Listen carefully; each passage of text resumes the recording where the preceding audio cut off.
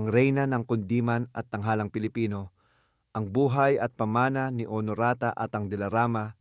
Panimula, ang pagsilang ng isang alagad ng sining.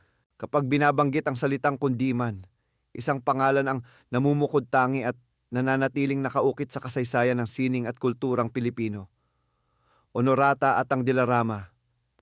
Higit pa sa pagiging isang mga awit, si Atang de la Rama ay isang haligi ng tanghalang Pilipino, isang tagapanguna sa larangan ng pelikula, isang manunulat at isang makabayang aktivista. Ang kanyang buhay ay isang salaysay ng pambihirang talento na hinubog ng panahon, ng sining na naging tinig ng kaluluwa ng bayan, at ng paninindigang hindi natinag ng anumang hamon. Siya ang itinanghal na reyna ng kundiman at sarsuela, isang titulong sumasalamin hindi lamang sa kanyang husay, kundi sa kanyang malalim na pag-unawa at pagmamahal sa sariling pagkakakilanlan. Ipinanganak noong ika-11 ng Enero 1900 at 2 sa Pandacan, Maynila, isang distrito na kinilala bilang duyan ng mga musikero at alagad ng sining. Si Honorata de la Rama ay tila itinakdang tahakin ang landas ng pagtatanghal. Sa murang edad, maaga siyang naulila sa mga magulang, isang pangyayaring humubog sa kanyang katatagan. Napasailalim siya sa pangangalaga ng kanyang nakatatandang kapatid, na ang asawa ay isang kompositor at direktor ng sarsuela. Ang tahanang ito ang nagsilbing kanyang unang paaralan at entablado, kung saan ang musika at teatro ay hindi libangan lamang, kundi bahagi ng pang-araw-araw na buhay. Ang kapaligirang ito ang nagbukas ng pinto para sa batang si Atang upang matuklasan ang kanyang natatanging biyaya, isang tinig na may kakayahang umantig ng puso at isang presensyang nilikha para sa tanghalan. Mga unang hakbang sa entablado ang paghubog sa isang bituin. Sa gulang na 7, isang edad kung kailang karamihan sa mga bata ay abala pa sa paglalaro, si Atang de la Rama ay umaakyat na sa entablado ng sarsuela. Ang sarsuela, isang anyo ng teatrong musikal na namayagpag noong unang bahagi ng ika-20 siglo, ang naging pundasyon ng kanyang karera. Kabilang sa mga una niyang pagtatanghal ay ang mga produksyong tulad ng Maskota, Sueño de un Vals at Marina. Sa bawat pagganap, ipinamalas niya ang isang likas na kahusayan na hindi karaniwan sa kanyang edad. Isang patunay na ang kanyang talento ay hindi lamang natutunan kundi isang tunay na kaloob. Ang ganap na pagsikat ni Atang de la Rama ay naganap sa kanyang pagganap bilang Angelita sa sarsuelang Dalagang Bukid sa edad na 15. Ang nasabing sarsuela na isinulat ni Hermogenes Ilagan at Leon Ignacio ay naging isang pambihirang tagumpay at itinuturing na isa sa mga pinakamahalagang akda sa kasaysayan ng teatrong Pilipino. Dito, binigyang buhay niya ang awiting Nabasag ang Banga, isang pag-awit na tumatak sa kamalayan ng publiko at nagluklok sa kanya bilang isang namumukod-tanging bituin ng entablado. Ang kanyang interpretasyon ay hindi lamang nagpakita ng kanyang husay sa pag-awit kundi pati na rin ng kanyang kakayahang isaloob ang damdamin ng isang dalagang Pilipina. Isang katangiang magiging pundasyon ng kanyang buong karera. Ang tagumpay ng Dalagang Bukid ay hindi lamang personal na tagumpay para kay Atang. Ito ay isang pagpapatibay sa kapangyarihan ng sarsuela bilang isang mabisang salamin ng buhay at kultura ng mga Pilipino. Ang pagtawid sa pinilakang tabing, unang bituin ng pelikulang Pilipino, kasabay ng kanyang pamamayaagpag sa teatro, nasaksihan ng Pilipinas ang pagsilang ng isang bagong anyo ng sining, ang pelikula. Noong 1919, ang napakatagumpay na sarsuelang Dalagang Bukid ay isinalin sa pelikula ng premyadong direktor na si Jose Nepomuceno. Ang pelikulang ito ay lumikha ng kasaysayan bilang kauna-unahang full-length na pelikulang Tagalog. Natural lamang na si Atang de la Rama, ang orihinal na Angelita sa entablado, ang gumanap sa pangunahing papel. Ang kanyang pagganap sa pelikula ay naging isang malaking kaganapan. Ang kanyang natural na karisma at emosyonal na pag-arte na nahasa sa entablado ng sarsuela ay matagumpay niyang naisalin sa pinilakang tabing. Dahil dito, kinilala si Atang de la Rama hindi lamang bilang isang bituin ng teatro kundi bilang ang kauna-unahang babaeng artista sa pelikulang Pilipino. Ang kanyang tagumpay ay nagbukas ng daan para sa marami pang kababaihan sa industriya at nagtakda ng pamantayan para sa pag-arte sa pelikula sa mga susunod na dekada. Sinundan pa ito ng iba pang mga pelikula na lalong nagpatibay sa kanyang katanyagan. Kabilang dito ang Mahiwagang Binibini at ang pelikulang Angkiri noong 1930. Sa mga sumunod na taon, patuloy siyang lumabas sa mga mahahalagang pelikula tulad ng Dugong Silangan, 1930, Ay Kalisod, 1938, Batong Buhay, 1950, at ang makasaysayang Buhay at Pag-ibig ni Dr. Jose Rizal, 1956. Sa bawat papel na kanyang ginampanan, ipinakita niya ang kanyang pambihirang kakayahan bilang isang aktres na may malawak na saklaw mula sa mga magaan na komedya hanggang sa mga mabibigat na drama. Ang tinig ng kaluluwang Pilipino, ang reyna ng kundiman. Bagamat naging matagumpay siya sa teatro at pelikula, ang pinakamatibay na pamana ni Atang de la Rama ay ang kanyang pagiging kampiyon ng kundiman. Para sa kanya, ang sarsuela at ang kundiman ay hindi lamang mga anyo ng sining. Ang mga ito ay ekspresyon ng kaluluwang Pilipino. Sa pagitan ng dekada 1920 at 1930, isang panahon ng masiglang pagkamakabayan, inialay niya ang kanyang tinig upang bigyang buhay at palaganapin ang mga tradisyonal na awiting Pilipino.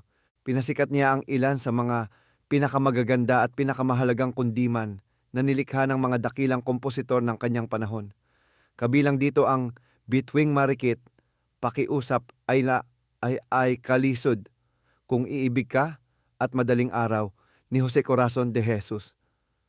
Ang Mutya ng Pasig na likha ni Deogracias Rosario at Nicanor Abelardo, at ang Anak Dalita. Sa kanyang interpretasyon, ang mga awiting ito ay hindi lamang naging mga simpleng himig ng pag-ibig, naging mga salaysay ito ng pangarap, kabiguan, pag-asa, at pagmamahal sa bayan. Higit pa rito, ang kanyang pagmamahal sa kundiman ay hindi niya ikinulong sa mga mararangyang teatro ng Maynila. Sa isang pambihirang pagkukusa na nagpapakita ng kanyang malalim na nasyonalismo, dinala niya ang kanyang sining sa mga liblib na pamayayanan. Inawitan niya ang mga katutubong aeta sa kabundukan ng Zambales at Sierra Madre, ang mga bagobo ng Davao, at iba pang pangkat ng lumad sa Mindanao. Ang gawaing ito ay hindi lamang isang pagtatanghal, kundi isang misyon. Isang pagtatangkang pag-isahin ang iba't ibang kultura ng Pilipinas sa pamamagitan ng wika ng musika. At isang pagpapatunay na ang kundiman ay tunay na tinig ng buong bayan. Ang kanyang sining ay tumawid din sa mga hangganan ng Pilipinas. Bilang isang cultural ambassador, nagtanghal siya sa iba't ibang lungsod sa buong mundo, kabilang ang Hawaii, San Francisco, Los Angeles, at New York City sa Estados Unidos, Hong Kong at Shanghai sa China, at Tokyo sa Hapon. Sa bawat entabladong kanyang tinuntungan sa ibang bansa, buong pagmamalaki niyang ipinakilala ang yaman ng musikang Pilipino, isang patunay ng kanyang di matatawarang pag-ibig sa sariling kultura. Higit sa pagganap, ang manunulat at kompositor, ang talento ni Atang de la Rama ay hindi limitado sa pag-awit at pag-arte. Siya rin ay isang mahusay na manunulat na nag-ambag ng sarili niyang mga likha sa panitikang Pilipino. Bilang isang kompositor, isinulat niya ang liriko para sa awiting Pag-asa na nilapatan ng himig ni Lep Ignacio. Nagpakita rin siya ng kahusayan sa pagsulat para sa teatro. Lumikha siya ng mga skit sa 3 wika, Tagalog, Espanyol at Ingles, na nagpapakita ng kanyang malawak na kaalaman at kakayahang umangkop sa iba't ibang manonood. Ilan sa mga ito ay ang Hele-Hele, Kabayanihan at Milagros ng Birhen. Bukod dito, sumulat din siya ng 4 na opereta, ang Bulaklak sa Kabundukan, Aking Ina, Anak ni Eva, at Puri at Buhay. Ang mga akdang ito ay nagpapakita ng kanyang malalim na pag-unawa sa estruktura ng teatro at ng kanyang pagnanais na mag-ambag ng mga orihinal na Pilipinong material sa entablado. Sa larangan ng panitikan, nagsulat din siya ng mga maikling kwento sa ilalim ng iba't ibang sagisag panulat. Gamit ang pangalang Herminia de la Riva, isinulat niya ang mga kwentong doon sa Dakong Timog, sa Malayang Lupain at Nakukubling Tala. Sa ilalim naman ng sagisag na Matimtimang Lakwi, isinulat niya ang Kahihinayang na Pag-ibig. Ang kanyang mga akda ay nagpapakita ng isang matalas na pagmamasid sa lipunan at isang malalim na pakikiramay sa kalagayan ng kanyang mga kapwa Pilipino. Sining at paninindigan, aktivismo sa panahon ng digmaan at kapayapaan. Ang sining para kay Atang de la Rama ay hindi kailanman nahiwalay sa kanyang tungkulin sa bayan. Sa panahon ng pananakop ng mga Hapones noong ikalawang digmaang pandaigdig, ginamit niya ang kanyang katanyagan upang tulungan ang mga gerilya. Lihim siyang nagpapasa ng mga mensahe para sa mga mandirigmang Pilipino, isang mapanganib na gawain na nagpapakita ng kanyang pambihirang katapangan upang itago ang kanyang pagkakakilanlan sa mga kritikal na misyon. Binabago niya ang ayos ng kanyang buhok at pananamit, isang patunay na handa niyang isakripisyo maging ang kanyang personal na kaligtasan para sa kalayaan ng bansa. Bukod sa kanyang mga gawaing pansining, si Atang ay isa ring aktibong leader sa mga kilusang panlipunan, partikular sa mga programang nagsusulong ng kapakanan ng kababaihan. Pinangunahan niya ang paglulunsad ng mga samahan tulad ng Agalalanging Ladies Association at naging aktibo sa mga Red Cross Fund Drive. Nagbigay din siya ng suporta sa mga grupo tulad ng Confederation of Labor Organization, the Home Nursing Association, at Girl Scouts of the Philippines. Sa mga huling taon ng kanyang buhay, ang kanyang diwang makabayan ay hindi kumupas. Naging taga-suporta siya ng mga progresibong organisasyon tulad ng PETA, Philippine Educational Theater Association, Babaylan at Gabriela, kung saan nagbahagi siya ng mga inspirasyonal na panayam. Ang kanyang buhay ay isang malinaw na halimbawa kung paano maaaring maging instrumento ng pagbabagong panlipunan ang isang alagad ng sining. Pagkilala at pamana, ang pambansang alagad ng sining dahil sa kanyang di matatawarang ambag sa sining at kultura ng Pilipinas, si Honorata Atang de la Rama ay tumanggap ng maraming parangal sa buong buhay niya. Ang mga pagkilalang ito ay isang testamento sa kanyang kahalagahan bilang isang pambansang yaman.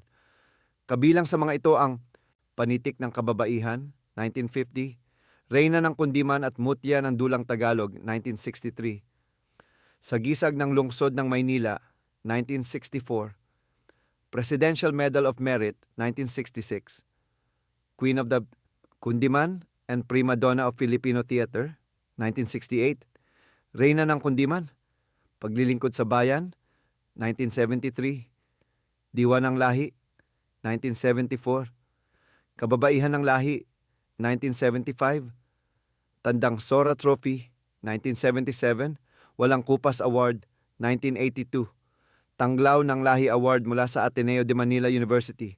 Ang pinakamataas na pagkilalang iginawad sa kanya ay dumating noong ika-11 ng Hunyo, 1987.